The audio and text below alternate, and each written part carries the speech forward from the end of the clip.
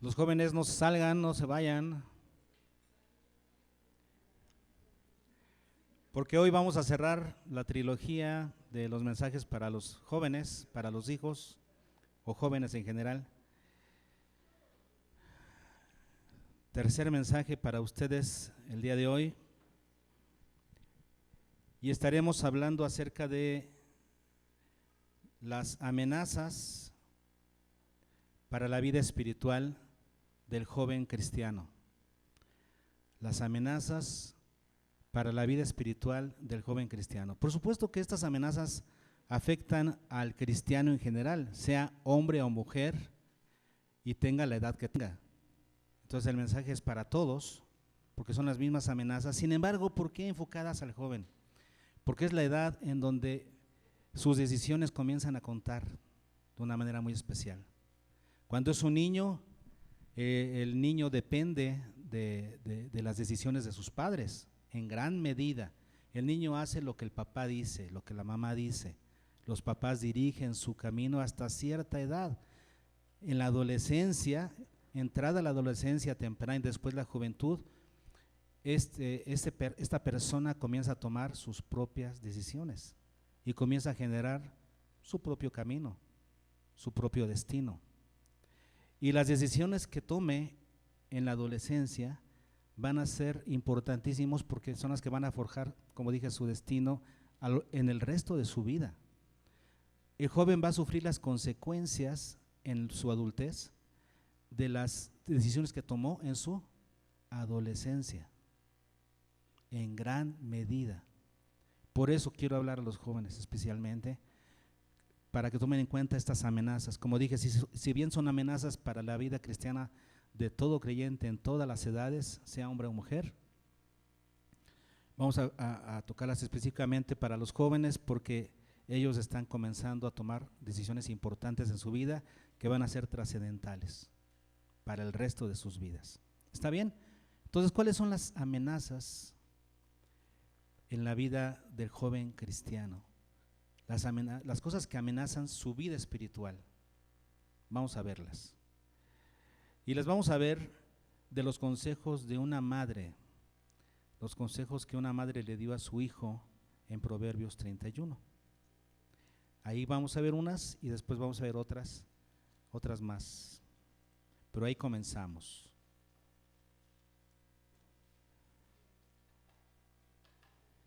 En Proverbios 31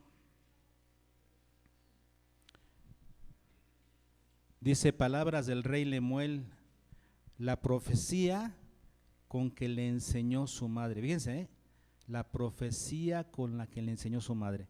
¿Cuántos de ustedes, hijos, o los que ya somos adultos, nos hemos dado cuenta que las palabras de nuestra madre fueron profecía? No hagas esto porque te va… Y pasó. Y no es brujería, es profecía. Porque Dios les da a los padres esa capacidad para dirigir la vida de sus hijos. Los padres tienen una autoridad delegada de parte de Dios para dirigir la vida de sus hijos. Por eso sus palabras se vuelven profecía. Qué tremendo, ¿no? La profecía con la que su mamá le enseñó. Y le dijo: ¿qué hijo mío y qué hijo de mi vientre y qué hijo de mis deseos? Y aquí entonces ya viene: no des a las mujeres tu fuerza, ni tus caminos a lo que destruye a los reyes. Fíjense lo que dice: a lo que destruye a los reyes, a lo que destruye tu vida. No des esto, vea, a lo que destruye. ¿Qué cosas son las que destruye tu vida? Aquí habla de dos cosas: las mujeres, y luego en el versículo 4, no es de los reyes solo Lemuel, no es de los reyes, ¿qué? Beber vino, ni de los príncipes la sidra. Aquí, en el consejo de esta mujer, de esta madre a su hijo, vienen dos cosas que pueden destruir la vida de ese joven, de este joven rey, Lemuel. Dos cosas: las mujeres y el vino. ¿Sí? Vámonos a Deuteronomio 17, para que veamos la exhortación que hizo Jehová Dios y que puso dentro de la ley para los reyes. En Deuteronomio capítulo 17 vienen las instrucciones acerca de un rey. Y dentro de estas instrucciones que Dios da para los reyes, vienen en el capítulo 17, versículos 16 y 17, algunos consejos. Dice, pero él no aumentará para sí, ¿qué? Caballos, ni hará volver al pueblo a Egipto con el fin de aumentar caballos, o sea, en su caballería, o sea, en su ejército. ¿De qué está hablando aquí? Del ejército, de su ejército, no aumentar su ejército. ¿Qué más? Versículo 17, ni tomará para sí muchas mujeres para que su corazón no se desvíe. Y luego dice, ni plata ni oro amontonará para sí. Entonces no aumentará para sí caballos o ejército, ni tomará para sí muchas mujeres, ni amontonará para sí oro y plata.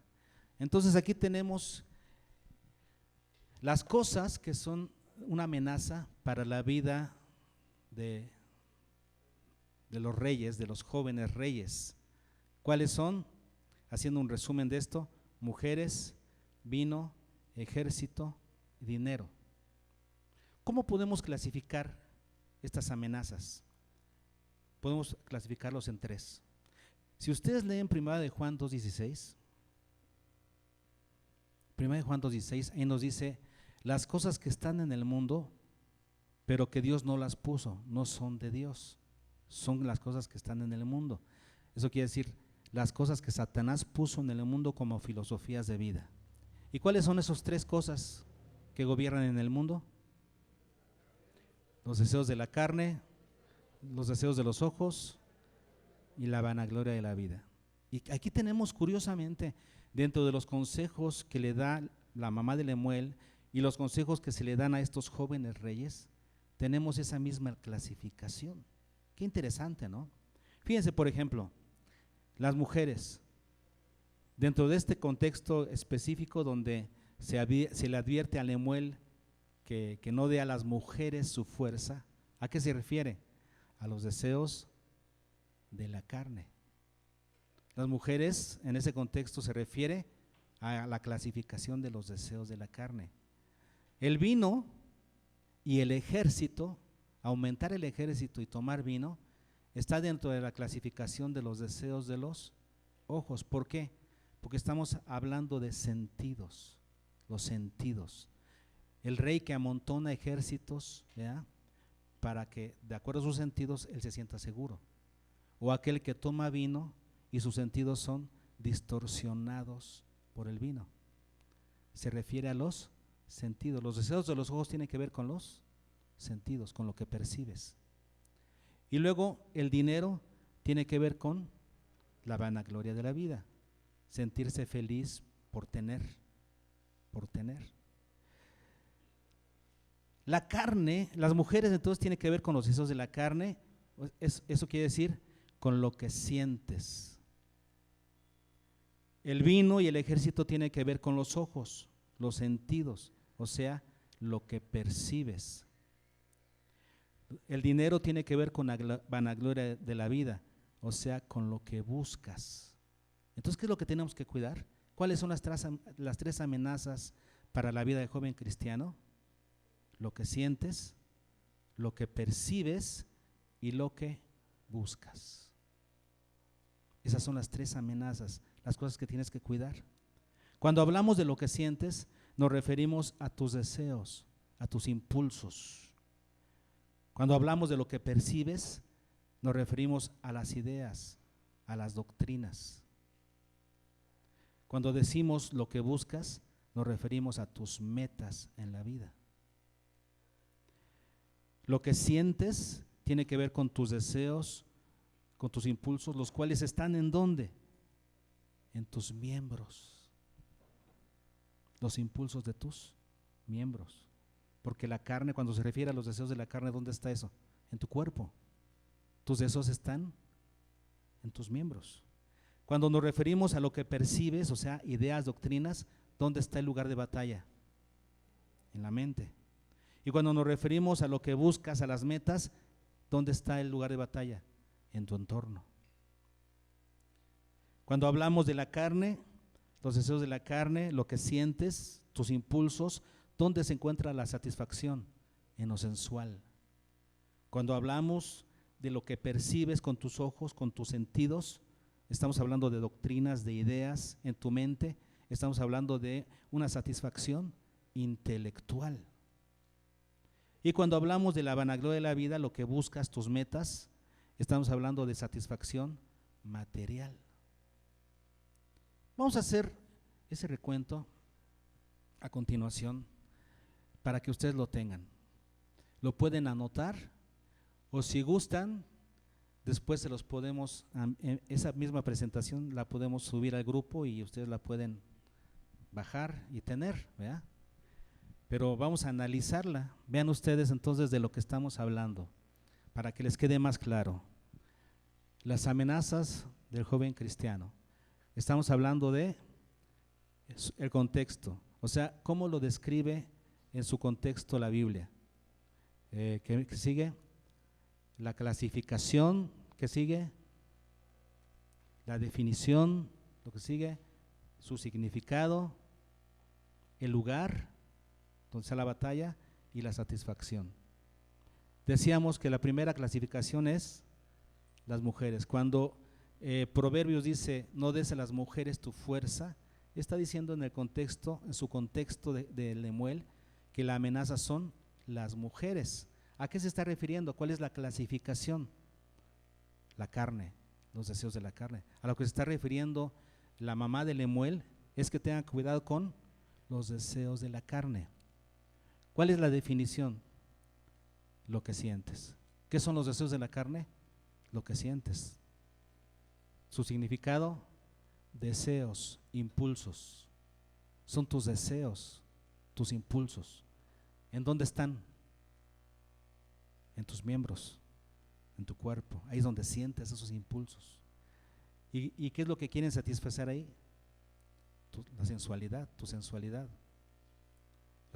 Buscas satisfacción sensual, sentir, ¿no? ¿Qué es lo que buscan los jóvenes? Sentir. ¿Ok? La siguiente sería, el segundo contexto es, decíamos, vino y ejército. Cuando hablan de vino y ejército, ¿a qué nos estamos refiriendo? Es la clasificación de los ojos, los deseos de los ojos, o sea, tus sentidos. La definición tiene que ver con lo que percibes. ¿Cómo percibes las cosas? Puedes percibir correctamente o percibir erróneamente. Ahorita la vamos a platicar, pero finalmente se refiere a la forma en la que percibes las cosas. El significado, ideas, doctrinas.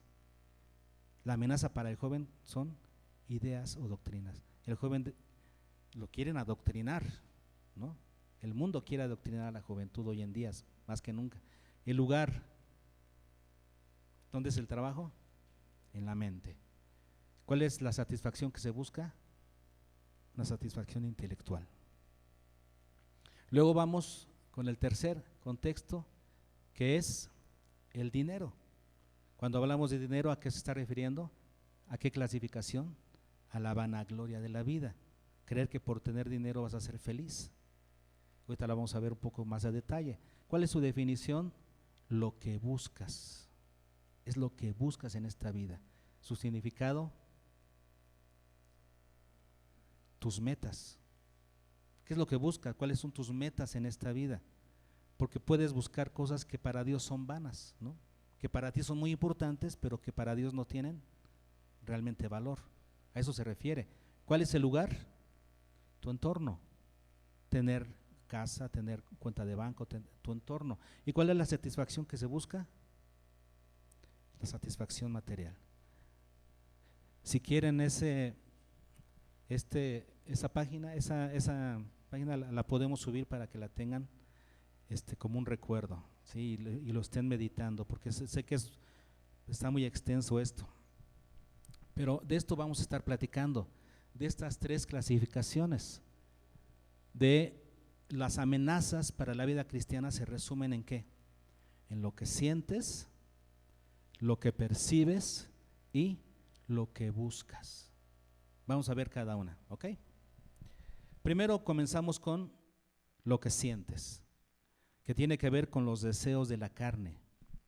Son impulsos que tenemos, que sentimos, que batallan en nuestro cuerpo, que la palabra de Dios dice en Gálatas que los deseos de la carne y los deseos del espíritu se oponen y batallan contra sí, entre sí, ¿ok? A eso se refiere, son impulsos que están en nuestros miembros, en nuestro cuerpo. Ahora, que si los dejamos crecer en nosotros, que si permitimos que esos deseos por hacer ciertas cosas crezcan en nosotros, ¿qué va a suceder? Esos deseos van a acallar nuestra conciencia, van a acallar nuestra razón para llevarnos a ser sensuales, o sea, dejarnos llevar por la sensualidad con mucha facilidad. Ese es el peligro de dejar crecer los deseos de la carne en nosotros, que acallamos la voz de Dios, acallamos la voz de nuestra inteligencia, acallamos la voz de nuestra conciencia, no nos importa, porque ya le dimos rienda suelta a nuestra sensualidad.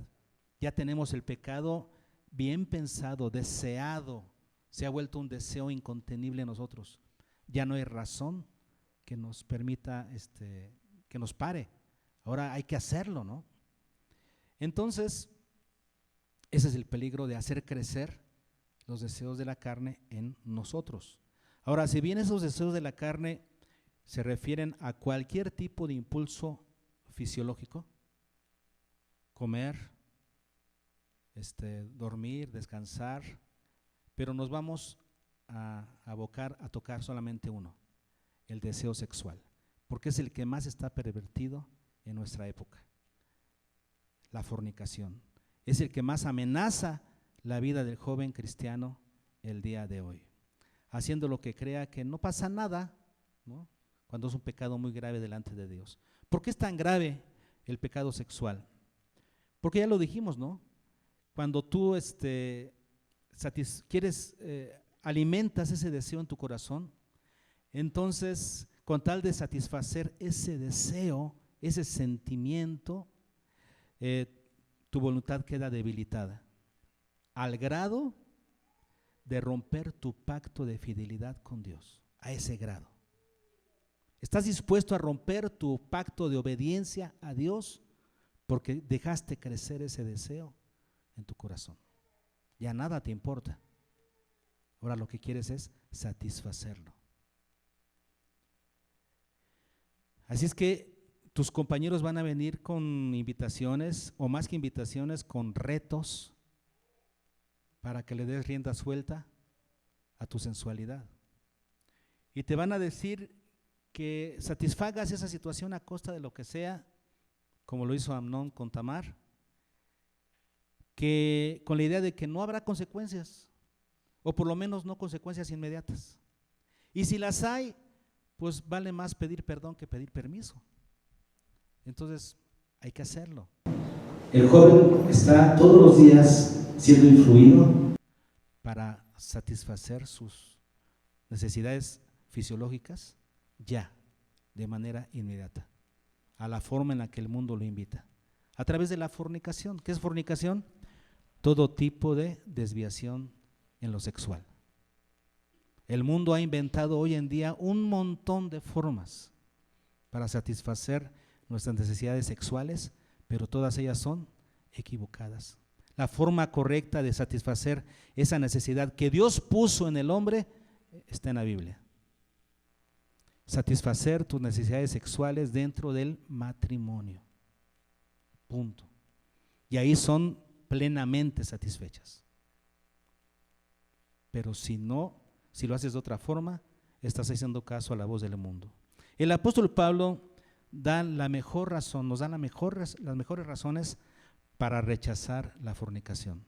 1 Corintios capítulo 6.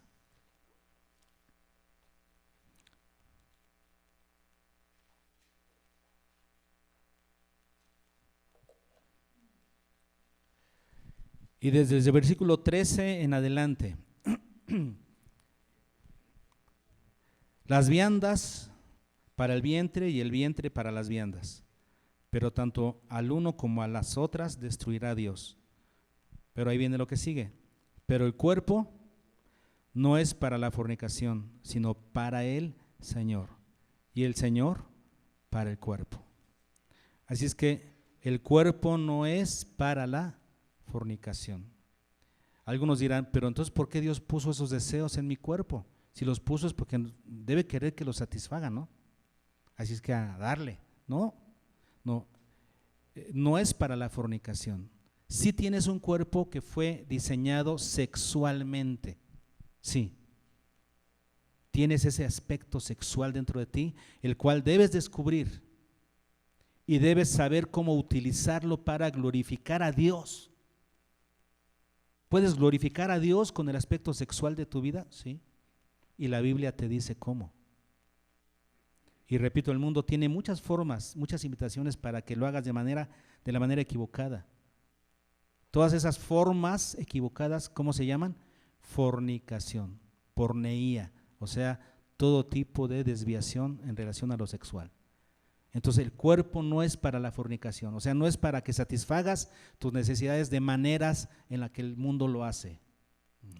Si es un cuerpo con situaciones con ¿cómo se llama? Características sexuales, por supuesto, pero debes descubrir tu sexualidad y cómo la puedes desarrollar de la manera correcta, de acuerdo a la palabra de Dios. Versículo 15.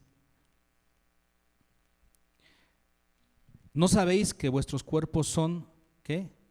Miembros de Cristo. Una razón más para no caer en la fornicación. Tu cuerpo es miembro de Cristo, es miembro del cuerpo de Cristo. ¿Quitaré pues los miembros de Cristo y los haré miembros de una ramera? De ningún modo. Tu cuerpo es miembro del cuerpo de Cristo. Versículo 18. Huid de la fornicación. ¿Qué hay que hacer? Huir de la fornicación. Cualquier otro pecado que el hombre cometa está fuera del cuerpo. Otra razón más para no caer en la fornicación. Cualquier otro pecado que cometas está fuera del cuerpo, pero el que fornica contra su propio cuerpo peca, o sea, te haces daño en múltiples formas, físicamente, emocionalmente, espiritualmente, en todos los aspectos. Tu cuerpo es degradado cuando practicas cualquier tipo de fornicación. Versículo 19. ¿O ignoráis que vuestro cuerpo es templo del Espíritu Santo? Otra vez, el cual está en vosotros, el cual tenéis de Dios, y vean lo que sigue, y que no sois vuestros. Una razón más para cuidar tu cuerpo de que no caiga en ninguna práctica de fornicación, ¿cuál es? No te pertenece tu cuerpo. Tú no puedes decir, es mi cuerpo y hago con él lo que quiera. No, no es tuyo. Si realmente le has rendido tu vida a Cristo, este cuerpo que tienes es de Dios, es del Señor, es para su gloria y no es para que lo uses como tú quieras. Es una razón más. Si tú amas al Señor, entonces le has dedicado tu cuerpo y no es tuyo. Versículo 20. ¿Por qué no es tuyo tu cuerpo? Porque habéis sido comprados por precio. Cristo en la cruz pagó tu vida entera, lo cual involucra tu vida física, tu vida emocional, tu vida espiritual, todos los aspectos de tu vida fueron comprados en la cruz. Si tú le dijiste que sí a Cristo, a la salvación de Cristo, ahora le perteneces a Él. Habéis sido comprados por precio. Entonces, ¿qué hay que hacer?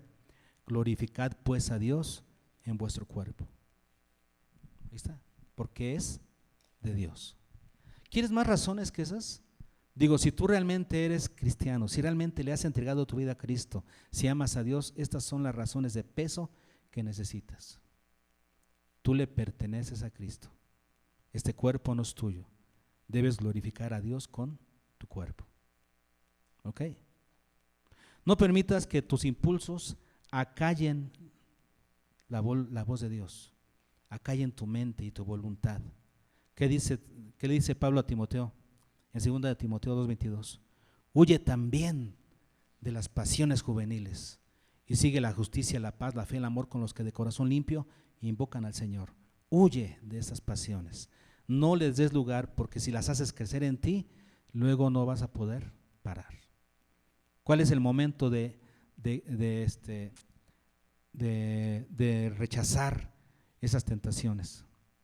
En cuanto comienzan a llegar. Porque si las dejas crecer en ti, comienzas a perder fuerza tú. Y esas tentaciones se hacen cada vez más fuertes dentro de tu vida. Esa es la característica de los pecados de la carne. Que si les das un poquito de espacio, luego ya no los puedes frenar hasta que los cometes y ya fracasaste. Ya marcaste tu vida para siempre. Hay que detenerlo, ¿ok? ¿Cuándo? En cuanto comienza el deseo. Apenas que comienza, huye de esa pasión. Entonces esa es la primera amenaza, los deseos de la carne, lo que sientes que están en tus miembros. Segunda amenaza, los deseos de los ojos, lo que percibes. Tiene que ver con lo que percibes. Hoy en día, hermanos, está de moda hacerle más caso a lo que percibes dentro de ti, aunque sea una falacia, ¿no?, que a lo que deberías percibir porque es real. Hoy en día, por eso el vino tiene que ver con eso, ¿no?, con los deseos de los ojos. Porque el vino, ¿qué pasa cuando una persona toma mucho vino? Percibe las cosas, pero de manera equivocada. Tiene que ver con la percepción.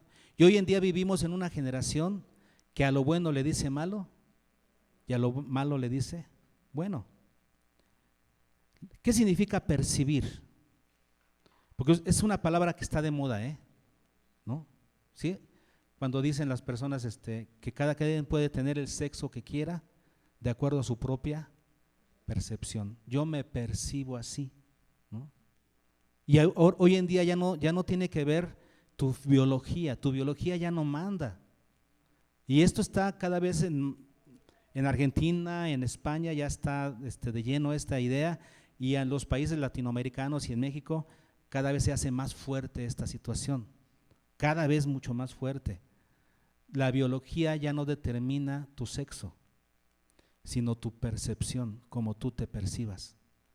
Ya no importa si tienes biológicamente un cuerpo de hombre o de mujer, tú puedes ser aquello que tú quieras de acuerdo a tu propia percepción. La palabra percepción entonces se vuelve muy importante hoy en día. ¿Qué significa percibir? Percibir, según el diccionario de la lengua española. Percibir significa adquirir el primer conocimiento de una cosa por medio de las impresiones que comunican los sentidos. Tener el primer conocimiento de una cosa basado en las impresiones que comunican tus sentidos. Ok. Entonces, si una persona llega al espejo, es una muchachita que pesa, que está delgadita, que pesa para su edad, para su tamaño, pesa lo que es correcto, 40, 50 kilos, 60 kilos, pero se ve al espejo y dice, estoy gorda. Y entonces comienza a practicar la bulimia y todo eso. ¿Está percibiendo bien esa niña? ¿Se está percibiendo correctamente? ¿O tiene un problema a la hora de percibirse? Porque ella está bien, pero ella se ve gorda. Tiene un problema de percepción. ¿No es así? Así es como lo vemos, pero la sociedad de hoy no lo ve así.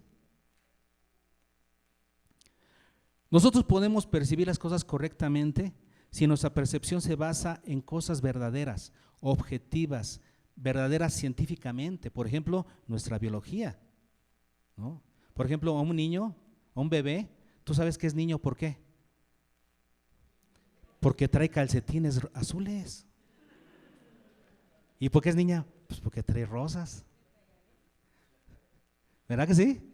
O sea, el cuerpo te dice objetivamente, de una manera verdadera, qué es. Pero, ¿qué sucede? Que también podemos percibir incorrectamente, basados en lo subjetivo, en lo falso, en lo que es inclusive ridículo. Por ejemplo, en varios países, como ya dije, cada quien puede definir su propia identidad de acuerdo a su propia percepción. Hay personas que se pueden definir como animales, ¿saben ustedes eso? Y delante de la ley ya pueden definirse como animales o cosas. Estaba viendo, por ejemplo, en internet a un hombre que debe tener alrededor de los 40 años, barbón, gordo, feo, ¿no? Pero trae unas trencitas aquí, unas colitas aquí, mejor dicho, de cada lado, pintado el cabello como de rosa, y habla así, todo así, dice que él se percibe como una niña de 9 años. Pues, ¿en qué está basada su percepción? Para que él se perciba como una niña de 9 años cuando todo mundo puede ver que no es así. Pero si él va a una corte y él pide que la consideran así, así lo van a considerar. Porque hoy en día todo es subjetivo. Ya no se le hace caso a lo que es objetivo, a lo que es real. Cada quien puede decidir lo que quiere ser. Estamos regresando a aquella época, ¿no? Por ejemplo, de cuando Galileo Galilei, que fue un inventor de los telescopios, ¿no? Y él descubrió que en su observación científica, descubrió que la Tierra gira alrededor del Sol. ¿Pero qué se creía antes? Que todo giraba alrededor de la Tierra. Y entonces él intentó en su época desmentir eso con situaciones científicas comprobables. Lo condenaron, murió en la cárcel, murió condenado por las personas que creían neciamente, sin bases científicas, creían algo. Estamos como regresando a esa época, ¿no? En lo que lo científico, lo objetivo, no tiene valor. Ahora lo importante, lo verdaderamente importante es lo que tú sientas, lo que tú creas, aunque no tenga fundamento científico ni verdad. Estamos regresando a esas épocas. Cuando Galileo Galilei murió, dijo, sus últimas palabras dicen que fue, y sin embargo se mueve. ¿Sí? Me pueden juzgar lo que quieran, pero la realidad es esta. Después de que él muere, ahora se le considera un gran científico, cuando en su época se le consideró un loco, un ateo, un hereje, y lo condenaron por eso. Parece que estamos regresando, hermanos, a esos tiempos.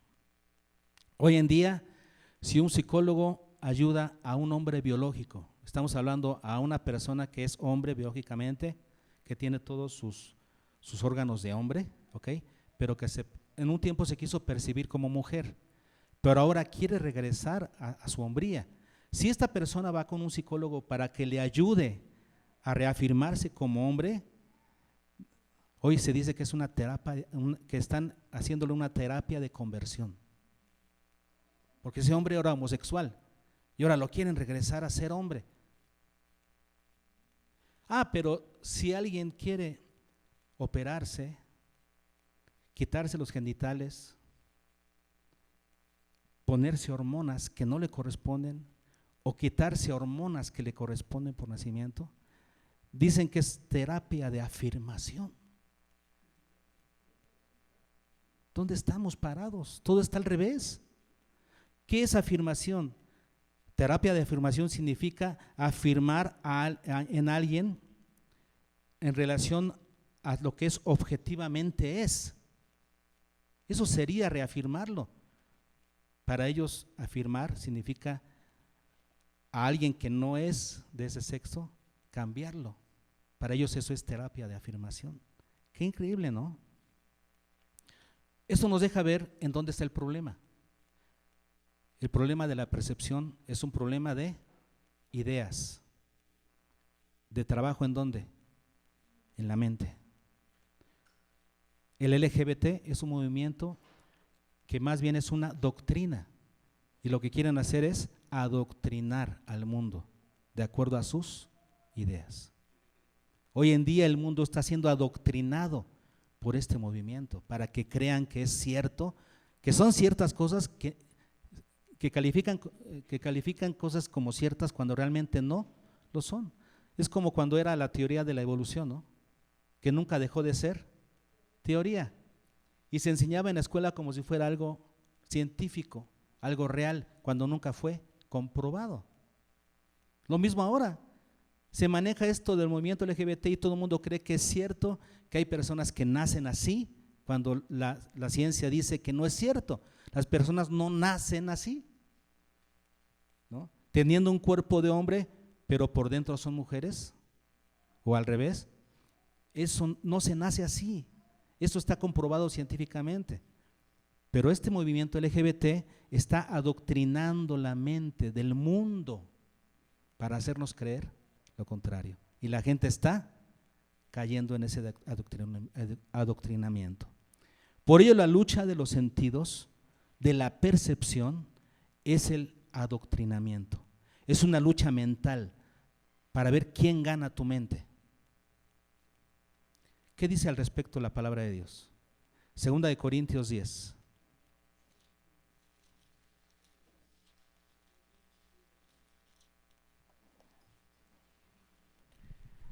Segunda de Corintios 10, versículos 4 al 7 dice: porque las armas de nuestra milicia no son carnales, sino poderosas en Dios para la destrucción de fortalezas. Luego vean lo que sigue. Derribando, ¿qué? ¿Dónde está la lucha? Argumentos, el adoctrinamiento. Derribando argumentos y toda altivez que se levanta contra él, conocimiento de Dios. ¿Dónde está la lucha? Ideas, pensamientos, doctrinas. La palabra de Dios siempre se ha fundamentado en eso. ¿Nosotros qué hacemos? Enseñamos la doctrina, adoctrinamos a la gente, no por fuerza, pero sí es un trabajo mental, por supuesto. Así es que en este mundo, hoy en día, estamos en una lucha mental más que en cualquier otra época. Y aquí la cuestión es saber quién gana en la mente de las personas. Nuestro deber, ¿cuál es? Creer la palabra y predicar la palabra. Y que el Espíritu Santo haga la labor de convencimiento en las personas. ¿Qué hace el Espíritu Santo? Convence. ¿De qué? De la doctrina. La palabra te enseña maneras de pensar, ideologías, aquí están. Y hoy en día el joven cristiano debe tener cuidado en su escuela, con sus maestros o con sus compañeros acerca de estas doctrinas que son parte del mundo, para no dejarse gobernar. Vean lo que dice el versículo 7. Miráis las cosas según la apariencia. Los corintios estaban siendo engañados. ¿Por qué? Por las apariencias, igual que hoy. ¿Qué hace falta, hermanos? No dejarse adoctrinar. ¿Pero cuál es la manera? Estamos hablando para el joven cristiano. Para que el joven cristiano no se deje engañar por otras doctrinas, ¿qué tiene que hacer? ¿Qué tienen que hacer, jóvenes? Pues orar al Señor que los cuide, ¿no? ¿Sí? No. ¿Qué tiene que hacer? Estudiar la palabra. Es que no hay de otra. Joven cristiano, estudia la palabra, para que la palabra sea la que te adoctrine y no dejes espacio para la duda o para que otras enseñanzas entren y quieran gobernar tu mente, porque el lugar de batalla es tu mente. Llena tu mente de la palabra de Dios, llena tu mente de las cosas buenas de la palabra, para que no haya espacio para doctrinas falsas. ¿Ok? Entonces, la segunda amenaza, ¿cuál es? Lo que percibes. El lugar de batalla, tu mente. Cuida tu mente. Llénala de la palabra. ¿Vamos bien? La tercera amenaza para el joven cristiano, ¿cuál es? Decíamos, lo que buscas. Lo que buscas en esta vida. ¿Hacia dónde direccionas tu vida? Eso es importante. Tiene que ver aquí, por ejemplo, con el contexto del dinero, ¿no? No buscar el dinero. ¿Por qué? Porque buscar dinero, amontonar dinero para sentirnos seguros o felices es una falacia, es vanagloria de la vida, es la vanagloria de la vida. Entonces, ¿hacia dónde estás apuntando tu vida? ¿Qué estás haciendo? ¿Qué es lo que estás persiguiendo en esta vida? ¿Cosas vanas? ¿Cosas que no tienen sentido ni valor a los ojos de Dios? Muchos jóvenes, ¿no?, están persiguiendo eso hoy en día. Por ejemplo, pues tener un trabajo y ganar bien, y tener un carro y tener casa. Y ¿esas son las metas del joven? Si esas son tus metas principales sin tomar en cuenta a Dios, tu vida está mal dirigida. Estás buscando cosas vanas. ¿Hacia dónde deberías dirigir tu vida? Dice la Escritura que no te hagas tesoros en la tierra, sino en el cielo. Tienes que hacer tesoros en el cielo. ¿Y cuál es el consejo que te da la palabra de Dios para esto? Para que no apuntes tu vida hacia el dinero o hacia los bienes materiales, hacia las cosas terrenales, hacia la posición social en este mundo. No apuntes tu vida ahí. Entonces, ¿qué tienes que hacer? El consejo de la palabra de Dios, Mateo 6:21. ¿Qué dice Mateo 6:21? Porque donde esté tu tesoro, allí estará tu corazón. Y el orden en el que está escrito este consejo es importantísimo. No debemos quitar el orden ni el sentido de lo que está aquí escrito. Muy interesante, porque dice, donde esté tu tesoro, ahí estará tu corazón. Vean que no dice, donde esté tu corazón, ahí estará tu tesoro. No dice así, ¿verdad? Donde esté tu corazón, ahí está. No, dice, donde esté tu tesoro, ahí va a ir tu corazón. ¿Eso qué quiere decir? Que tienes que planear tu vida, invertirla, de tal manera que pongas las cosas, pongas tu dinero, pongas tu tiempo, pongas tu energía en las cosas que Dios quiere. Tu corazón va a ir para allá. Es un trabajo también intelectual. Tú tienes que saber qué es lo que quiere Dios de tu vida, hacia dónde quiere que la apuntes. Entonces, tú agarras tu vida, ¿verdad? Como agarrando un calendario o con un día de planeación, con todos tus horarios, y determinas, el día de hoy voy a hacer esto que glorifica a Dios, esto otro también, voy a ir a la escuela, sí, voy a ayudar en mi casa, voy a ir al grupo familiar, voy a ir a la iglesia, voy al campamento de jóvenes, voy a leer la palabra, voy a estudiar, voy a orar. Estás apuntando tu vida. ¿Cuántos jóvenes no tienen agenda? No saben ni qué van a hacer mañana, fuera de ir a la escuela. Sí, voy a la escuela porque tengo que ir, ¿no? Voy a comer porque pues, tengo que comer. Y luego, ¿hacia dónde estás apuntando tu vida? A lo que venga, a donde me lleve la ola. ¿Así es? Tienes que apuntar tu vida, porque si no la direccionas tú hacia donde Dios quiere que vaya, el mundo se va a encargar de direccionarte para donde sea. Y vas a ir con tu vida direccionándote hacia la fama, el dinero, los recursos materiales, y no vas a tener la dirección que Dios quiere. Esto está muy fácil. Simplemente tienes que direccionar tu vida conforme a la palabra de Dios. Tú eres el que tiene que decir hacia dónde quieres apuntarla. Donde esté tu tesoro, entonces pon tu tesoro en las cosas de Dios. Allí irá tu corazón. Tienes que tener el control adecuado de tus deseos, percibir correctamente de acuerdo a la palabra y entonces direccionar tu vida en los propósitos de Dios. ¿En qué vas a invertir tu vida? Para que al final de tus días no digas, ay, cómo perdí tiempo, cómo invertí mi vida en cosas que no, te vas a lamentar. Este es el momento, joven.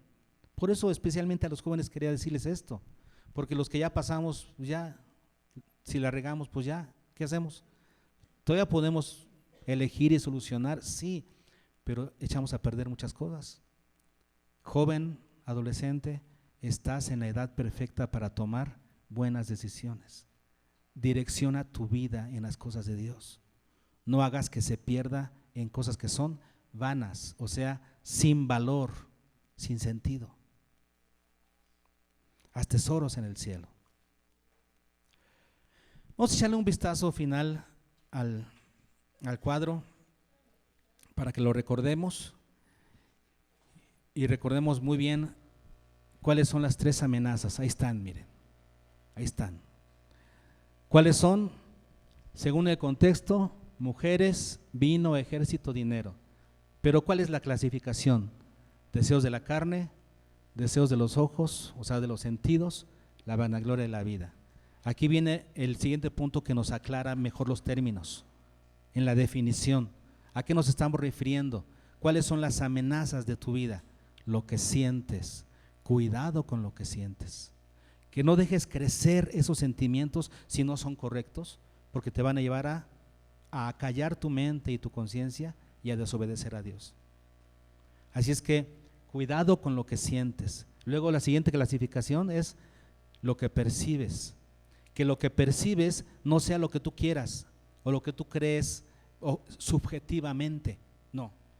Tu percepción debe estar basada en algo que es real y verdadero.